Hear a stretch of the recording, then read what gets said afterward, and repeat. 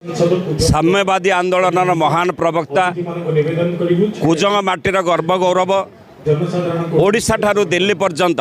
दिने ओडिशार ना को दिल्ली दरबार प्रतिष्ठित करथिले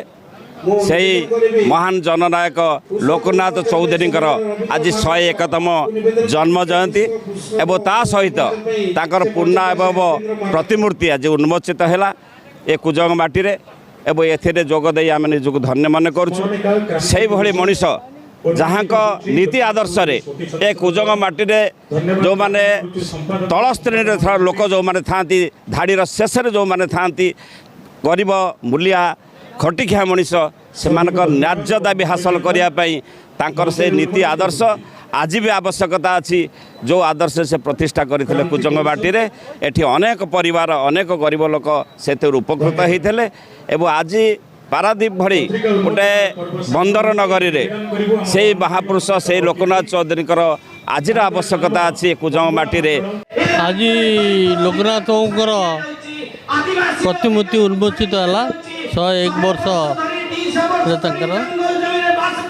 लोकनाथ चौधरी जड़े आदर्शवादी नीतिवादी जननेता थिले ओडिशा परिप्रेक्षी रे ओडिशार साधारण लोक गरीब लोक चाषी लोक अवस्था को नहीं जपरी राजनैतिक एवं नीति आदर्श कार्यक्रम आवश्यक ताकू ही से आधार करी ता राजनैतिक जीवन ये कुजंग आरंभ करते एवं से बहु क्षेत्र में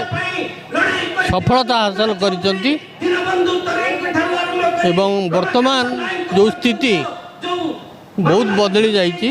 आज लोकनाथ चौधरी 101तम जन्म जयंती रे कुजंग पूर्णावयव प्रतिमूर्ति उन्मोचन कराए जो आम पूर्णावयव प्रतिमूर्ति उन्मोचन कर लोकनाथ चौधरी अवदान को स्मरण करुँ सी जो रास्तार पथिक होते गोटे समता भित्तिक समाज को प्रतिष्ठा करने गोटे साम्य समाज प्रतिष्ठा करने जो कृषक मानकर श्रमिक मानकर अधिकार थी दलित निष्पेषित मनुष्य तार अधिकार पाइब से समाज आज पर्यंत प्रतिष्ठा हो पारे एमती गोटे अवस्था देखा देती जोटी मनीष मनीष भितर दूरता बढ़ुची जाति ना धर्म ना मनीष को विभाजित कराओ चाषी श्रमिक दलित आदिवासी महिला समान ऊपर प्रचंड आक्रमण आरंभ हो टंकार अवमूल्यायन हो